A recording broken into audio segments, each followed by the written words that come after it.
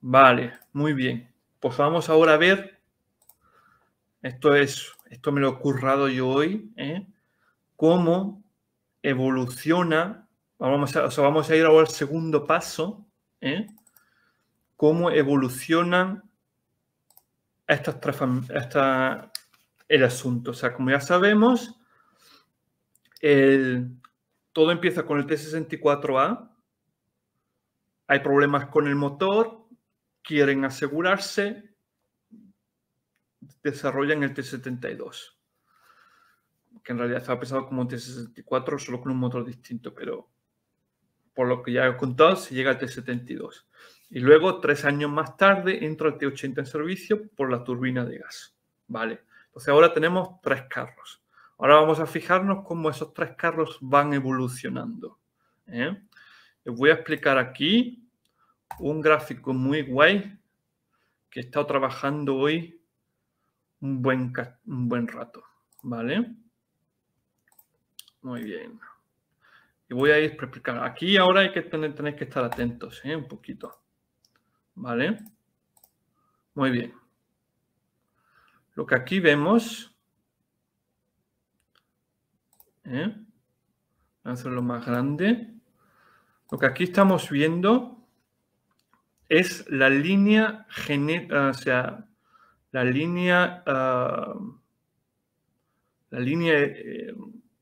línea de evolución de los distintos carros. Y como podéis ver, voy a explicar aquí un poquito las cosas. O sea, la columna izquierda es el año, ¿vale? Son los años, según van los años avanzando, ¿vale? Y luego veréis que tenemos 2 columnas, línea rusa, T90, T72. Luego tenemos 3 columnas centrales, línea ucraniana. Y luego tenemos otra línea a la derecha del todo, que es línea Rusia T80. O sea, tenemos una línea frontal ucraniana, claro, porque es el T64, es el primer carro. Y de ahí vemos cómo la cosa se divide. Vale. Ahora vamos a ir viendo cómo toda esta familia va evolucionando. Vamos a quedarnos primero con los T64. ¿Vale? Muy bien. Aquí otra cosa que también quiero explicar, las líneas rojas son la línea de evolución rusa. Que lo veis a izquierda y derecha. La línea azul es la línea de evolución ucraniana. ¿Vale? Y las líneas verdes son las líneas donde se hace una transición de Ucrania a Rusia o de Rusia hacia Ucrania, ¿vale? Con los diseños, porque eso es importante, ¿vale? Muy bien. Ahora vamos a ver cómo todo esto, lo que aquí ocurre. Muy bien, vamos a empezar primero con el primer carro, ¿vale? Aquí, línea ucraniana, T64A, era el primero de todos, 1967. Vale. Entonces, los ucranianos, ¿qué es lo que ocurre? Como ya habíamos empezado a leer al principio, tienen este carro, ¿no? Y de ahí, ¿qué ocurre? Que es el diseño ucraniano y de ahí surge luego el T-72 Ural, con el otro motor distinto, porque el Ural tenía el motor en V, mientras que el T-64 tenía el motor a pistones opuestos. Y era lo que principalmente más problemas daba, ¿vale? Y luego de este T-64A surge luego el T-80, que era el que tenía la turbina de gas, ¿vale? Muy bien, pues vamos a ver qué es lo que ocurre con los T-64, porque son los más antiguos. T-64 se moderniza luego al T-64B, eso fue en 1976.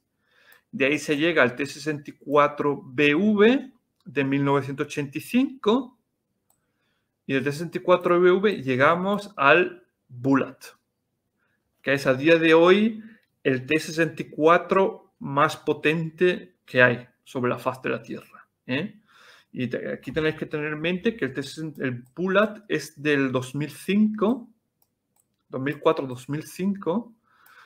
O sea, estamos hablando de un carro que lleva... No quiero contar chorradas. Así que voy a utilizar la calculadora. O sea, un carro que lleva 40 años en servicio. O sea, cuando el Bulat entró en servicio ya llevaba 40 años a sus espaldas. Y ahora estamos en 2022, hay que añadirle otros 15 años más, o sea, estamos hablando casi 55 años en servicio está este carro. Y esto otro aspecto muy espectacular porque los Bulat son modernizaciones de T64, sobre todo el T64B, porque después de la Guerra Fría los T64A dejaron de existir. Eran todos T64B o modernizaciones. Y el último T64B fue construido en 1987. O sea, los Bulat más modernos, más jóvenes son de 1987. Solo para que se vea cómo ha ido evolucionando este diseño, ¿vale? Vamos a pasar al T80, porque es más sencillito. Y guarda también una conexión directa con la línea ucraniana, ¿no? Entonces se desarrolla el T80, que es el que vemos aquí, que es construcción rusa. El T80 se llega al T80B. En el T80B se crean dos líneas de evolución dentro de la línea rusa, o sea, dentro de Rusia, que es el T80BV, que es una evolución del T80B. Y luego de ahí surge luego el T80, o sea, T80BV es la modernización del T80B. Durante este proyecto se crea un T80 nuevo, que es el T80U, ¿vale? Aquí estamos hablando en 1985, 1976 con el T80, 1978 con el T80B, el T80BV en 1985 y luego el T80U también en 1985. El T80U, este de aquí, se convierte luego en el gran campeón soviético. Es el carro más potente de la Unión Soviética. Y este tiene todo lo más moderno que la industria soviética puede ofrecer, este lo tiene. Este tiene componentes internos más modernos que ni siquiera el T64BV lo tiene, ni el T80BV tampoco. Los cuales T64BV y T80BV son por dentro idénticos. Así. La única diferencia es tren de rodaje y motor. Ya está, es la única diferencia. Aquí ocurre una cosa muy peculiar, y es que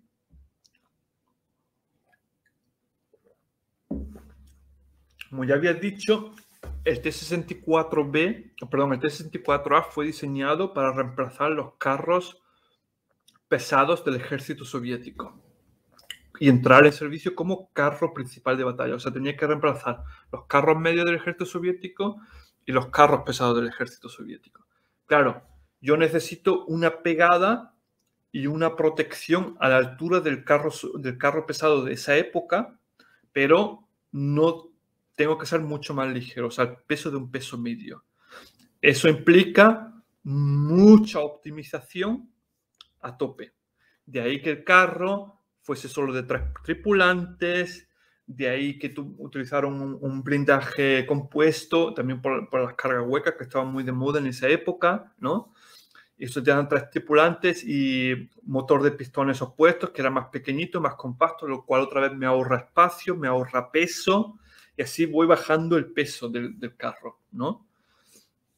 Y claro, uno de los componentes que hizo también Morozov para bajar el peso era que puso un tren de rodaje bastante, débil. O sea, era un tren de rodaje que tiene ciertas limitaciones con el peso. Eso, en la década de los 60, década de los 70, no era un problema. Pero para mediados de los 80, sí, entonces fue un problema, ¿no? Entonces, ¿qué es lo que ocurre?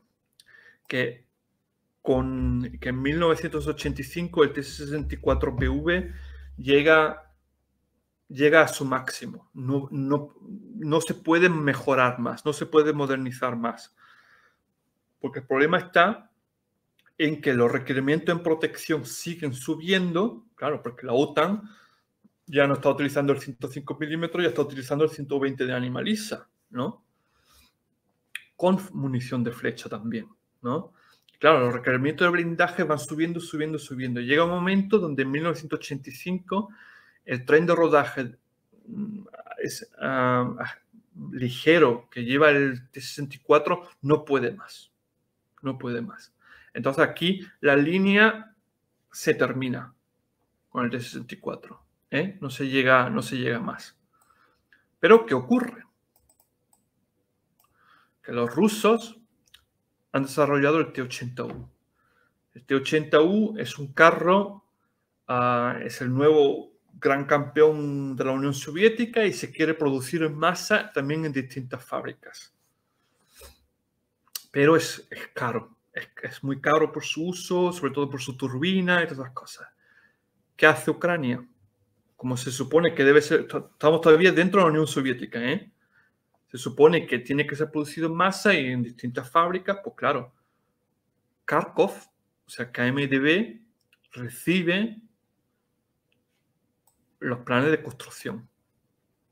Pero KMDB dice, sí, es que turbina de gas, pero un motor muy caro, gasta mucho. Vale, vamos a hacer otra cosa. Vamos a construir el T-80, pero sin su turbina. Le vamos a quitar la turbina y le vamos a meter el motor de pistones opuestos del T-64. ¿Vale? Y le meten un motor de pistones opuestos, pero con mayor cilindrada, más potencia.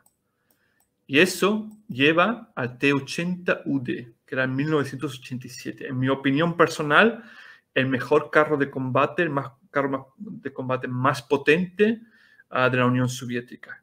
¿Y aquí qué ocurre? Que aquí volvemos otra vez. Habíamos empezado con la línea rusa T-80, pero aquí del T-80U hacemos un salto al T-80UD. Y ahora tenemos una línea ucraniana de T-80 que utiliza el motor de pistones opuestos, no utilizan turbina de gas. Y ese T-80 sigue evolucionando por esa línea ucraniana hacia el T-84. Está aquí en esta X que ves aquí ya estamos hablando, esto es ya posterior al final de la Guerra Fría, ¿vale? Entonces, el T-84 es de 1998-99. Se desarrolla el T-84 como una versión mejorada del T-80UD. ¿Vale? Y del T-84 se llega al T-84 Oplot. Que es ahora mismo el máximo representante de la filosofía de carros de combate ucraniana. ¿Vale? Muy bien. Volvemos de nuevo a la línea, vamos a ir de vuelta aquí, el camino de vuelta. Volvemos a la línea rusa. Los rusos siguen con su T-80U, no han hecho ningún cambio hasta ahora. Los siguen utilizando. Los T-80U de hoy son prácticamente iguales a los T-80U de la Guerra Fría. O sea, luego hay otro, el T-80UM y todas esas cosas, pero de eso hay muy pocos y para no complicar todo esto vamos a mantenernos concentrarnos solo en las versiones principales, ¿vale? Entonces el T-80BV se sigue evolucionando hacia el T-80BVM, que es el que conocemos a día de hoy, ¿vale? Y es el máximo representante de los T-80 rusos, junto con el T-80U. Me refiero constructivamente, el T-80U es superior al T-80BVM. Claro, porque el T-80BVM es un derivado del T-80BV, obviamente. O sea, constructivamente el T-80U es mejor que el T-80BV. Pero ¿qué es lo que ha pasado? Que el T-80U se ha quedado en el estándar de mediados de 1980, mientras que el T-80BVM ha seguido modernizado. Por eso hay que tener en mente que en la línea rusa tenemos T-80BV y luego T-80U. O sea, T-80 BVM y T-80U. Son los T-80 más potentes del ejército ruso. ¿Vale? Muy bien. Vamos a ver qué es lo que está ocurriendo aquí por el otro lado. Como ya sabemos, T-72 Ural era el pensado como un T-64 con un motor en V. T-72 sigue modernizándose, se llega al T-72A en 1979. Luego, 6 años después, se llega al T-72B. Y aquí, poco después, llega con esta línea de aquí. A ver si se ve. Llego con esta línea de aquí de nuevo, con toda esta X. Llega el final de la Guerra Fría. ¿Vale?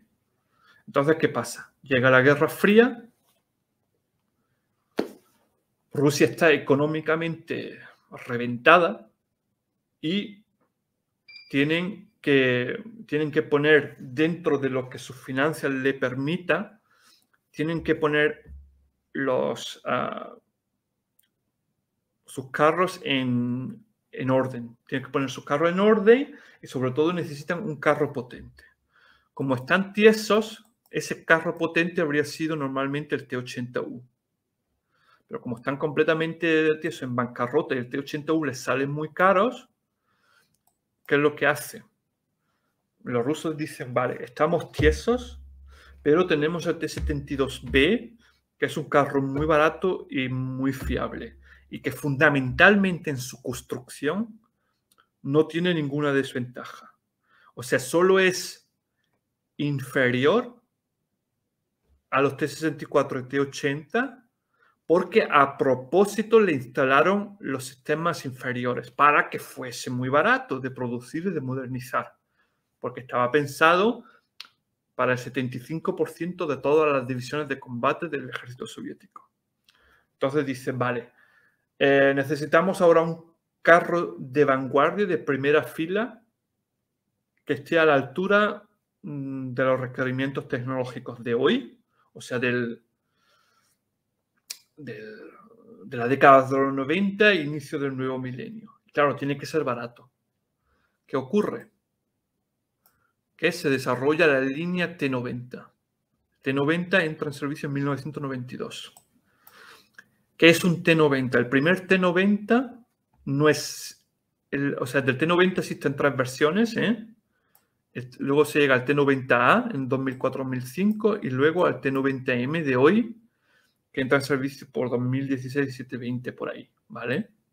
Entonces, el T-90, ¿qué es un T-90? ¿Cómo era la primera versión del T-90? El primer T-90 no era otra cosa más que un T-72B, que es barato de producir, barato de modernizar, muy fiable, pero con los componentes internos de un T-80U.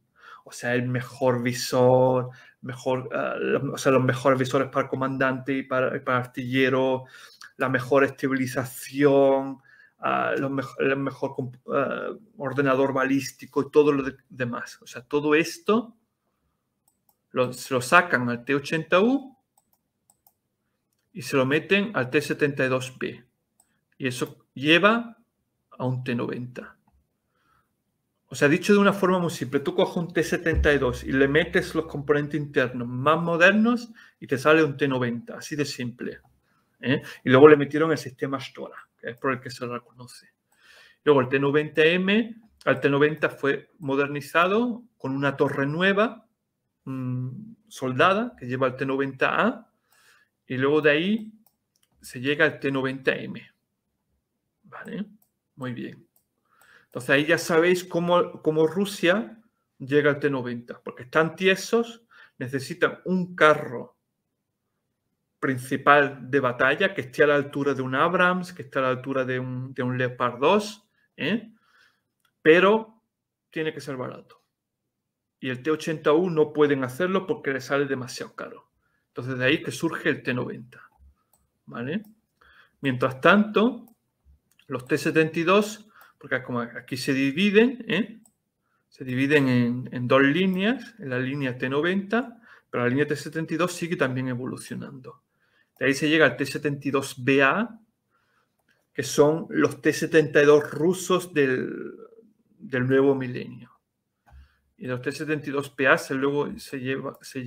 se llega luego a los T-72B3 de la actualidad. ¿Vale? Muy bien, que es lo que lo que hemos visto hoy. ¿Vale? Y de ahí se ha quedado. O sea, la línea T-72 ya no ha evolucionado nada más. Pero, ¿qué ocurre? Surge el conflicto del Donbass. Surge el conflicto del Donbass y aquí surge otro problema. Y es que los ucranianos vienen de nuevo y le copian, por así decirlo, o le mangan o le roban, ya la definición que vosotros queráis, le quitan a los rusos también los T-72, los T-72A y B. Y de ahí surgen el T-72B, evoluciona luego hacia una línea ucraniana de T-72, que es el T-72UA1. Este T-72, ¿en qué se distingue? Pues recibe distintas mejoras de las fábricas, oficinas de diseño ucranianas, y sobre todo recibe, o sea, que son componentes que se han aplicado también con el T-64 Pulat, ¿vale? Y este lo recibe también el T-62UA1, ¿vale? T-62UA1 es desde 2012, o sea, estamos hablando poco antes de que empezase el conflicto en el Donbass, ¿vale? Y esto lo hicieron pues por eso, pues porque resulta que el T-80UD, que es el que luego venden a Pakistán, resulta que el T-84 y luego el T-84 Oplot, en medio luego estaba el T-84U, que era una versión un poquito mejorada. Resulta que este carro es demasiado caro para el presupuesto ucraniano. O sea, los ucranianos sí pueden ellos desarrollar un T-84, sí, pueden comprarlo y producirlo en masa, no. O sea, producirlo en masa sí pueden, pero no hay pasta para ello, ¿no? Entonces, de ahí que el T-80UD muchos se quedan en Ucrania. Luego un buen lote se vende a Pakistán.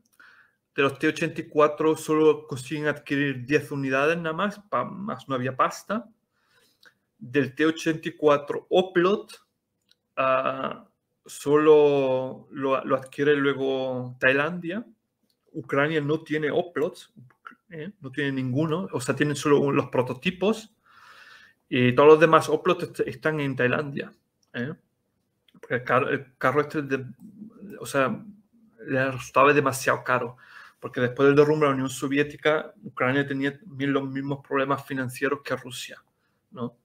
Y claro, de ahí que tenían su T-64, que es el carro principal de batalla de Ucrania, lo iban mejorando, pero como seguían teniendo también muchos T-72 en sus almacenes adquiridos de la época soviética, pues decidieron hacer una modernización muy baratita, denominada T-72U, esta, que utiliza componentes del T-64 Ben Bulat.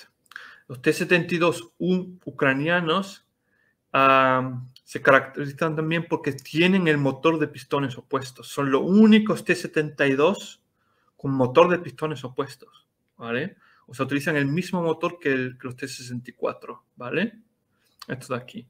Y luego ya empezó el conflicto en el Donbass y le faltaban tanques, ¿no? O sea, estamos hablando ya de 2020.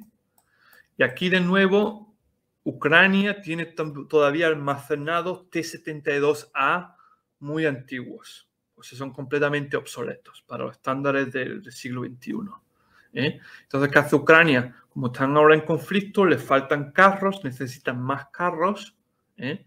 Pues Ucrania coge esos T-72A que tienen los almacenes y crea una segunda línea, de modernización, que sigue por aquí abajo y que nos lleva al T-72 AMT, ¿vale? El T-72 AMT es la ovejita negra dentro de la línea ucraniana. ¿Por qué? Porque el T-72 AMT sigue también, ha sido modernizado con componentes del T-64 Bulat, pero no le han cambiado el motor. O sea, sigue utilizando el motor en nube soviético. No tiene el motor de pistones opuestos como el UA1. O sea, eso es la peculiaridad. ¿Por qué? Porque necesitaban carros y están en guerra y la economía, se sabe que la economía ucraniana nunca se ha recuperado. Tiene muy poco presupuesto, pero todavía les quedan T-72A en los almacenes y dicen, vale, venga, vamos a modernizarlo muy poquito, lo más simple, lo más importante y ya está. Y ni se rompieron el coco en cambiarle el motor, como a todos los demás carros ucranianos, ¿no? Entonces, esta es la ovejita negra, ¿vale? Dicho de otra forma, estas dos son realmente las dos ovejitas negras de la familia. Por un lado, porque este es el único T-72 que tiene motor de pistones opuestos. Todos los demás T-72 son de línea rusa y con motor en V. Y luego está que es un T-72 de línea ucraniana, pero que por motivos de pasta no tiene el motor de pistones opuestos, sino sigue teniendo el motor en V. Pero es un carro ucraniano. Muy bien. Entonces, resumiendo, si queréis saber qué carro pertenece a Ucrania o a Rusia, la forma más simple de solucionar ese problema es solo tenéis que hacer una única pregunta, una sola nada más, y tenéis que preguntar qué motor utilizan.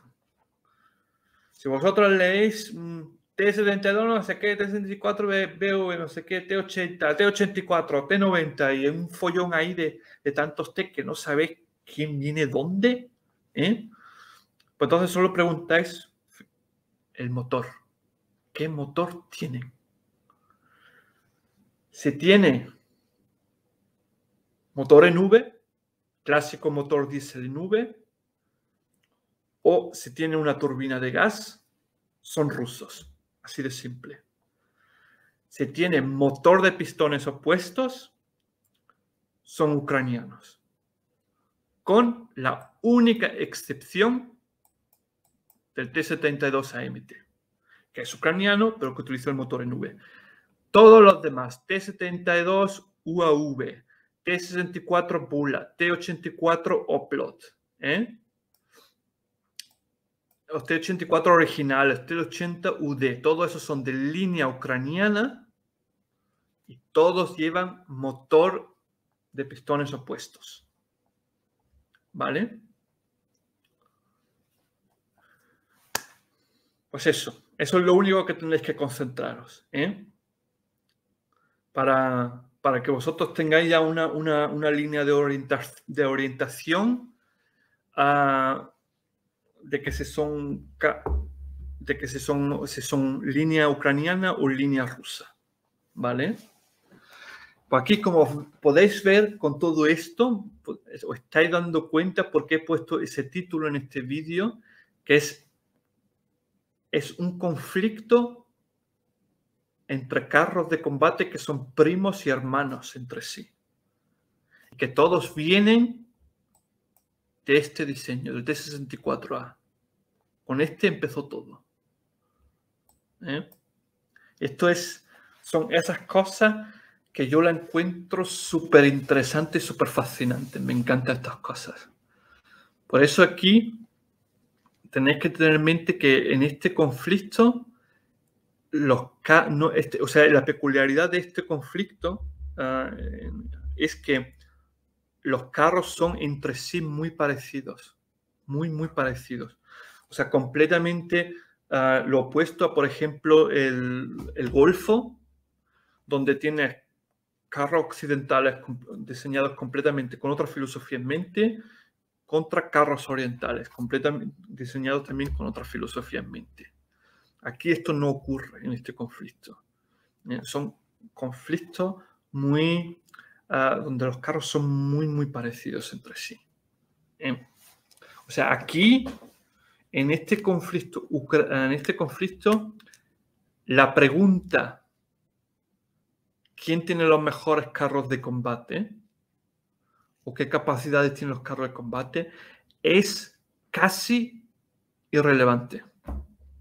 En este conflicto, aquí no se va a decidir quién usa qué carro de combate, sino quién es el mejor usando los carros de combate que tiene. ¿Quién tiene quién emplea mejores tácticas, las mejores tripulaciones, los mejores mandos y el mejor apoyo? Eso va a ser lo que se decide dentro del contexto acorazado de este conflicto. ¿Vale? Muy bien. Pues voy a pasar ahora un momentito a las preguntas y luego ya vamos a ir finalizando con el último segmento donde vamos a hacer un breve repaso de cuáles son el máximo exponente tecnológico a día de hoy de cada línea. ¿Vale? Muy bien. Pero en fin, o sea, yo creo que no es tan complicado. Si luego uno se ve así esto, yo creo que es bastante fácil. Bueno, creo que es fácil de entender. Ahora que tenéis esto aquí. ¿Vale? Muy bien. Pues ya está.